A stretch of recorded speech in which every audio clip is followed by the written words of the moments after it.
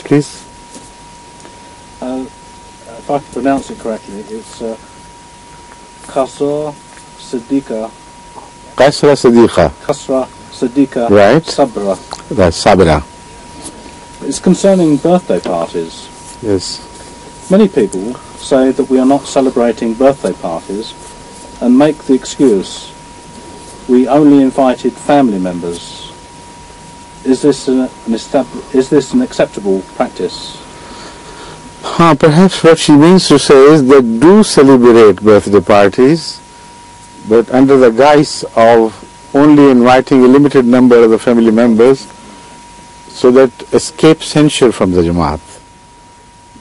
But on that particular day they do celebrate. So she's quite right. Whatever name they give it, it is still a birthday party, a limited one. But if you have to enjoy a birthday party, why not invite others then? You see, it is not a wise policy for them to adopt. They have been going out to others who have been inviting them on birthday parties.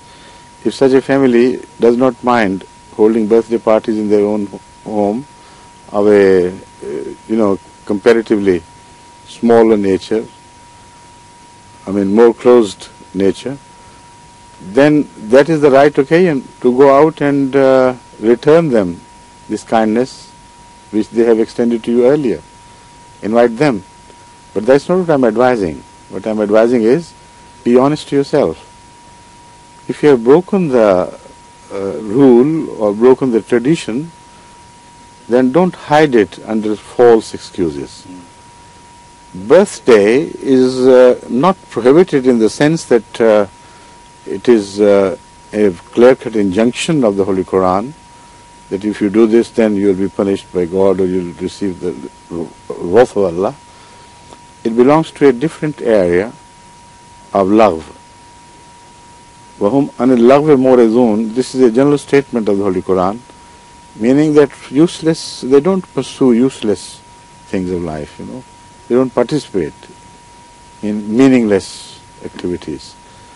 So this is useless in the sense that, number one, it is a blind imitation of the Western people or whatever people in the world celebrate these things.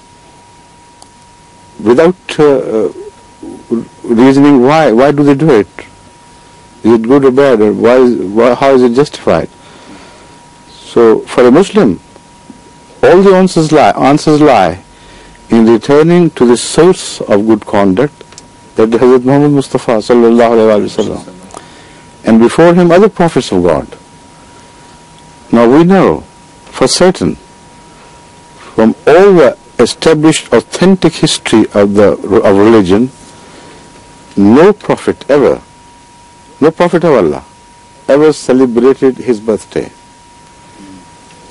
No companions of any prophet celebrated the birthday of their founder of that religion. Or if he is not bringing a new religion, it's their prophet, their master.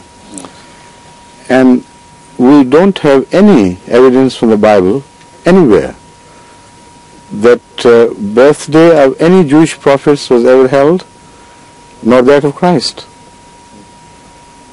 Now coming to Hazrat Muhammad Rasul Kareem sallallahu alaihi wasallam, those who were with him, who were trained by him, who knew him better than any following generation, and they loved him much more than anybody else of the later generations, they never celebrated his birthday either.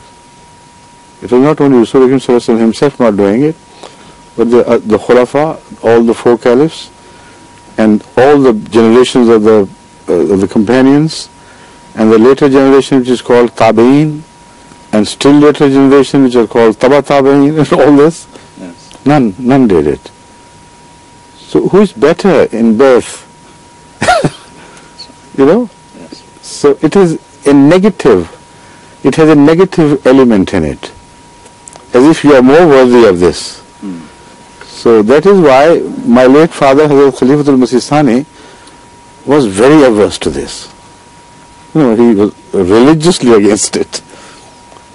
Nobody would dream in his days to celebrate birthday parties, and whenever, if anybody did, whenever it came to his notice, he was very angry.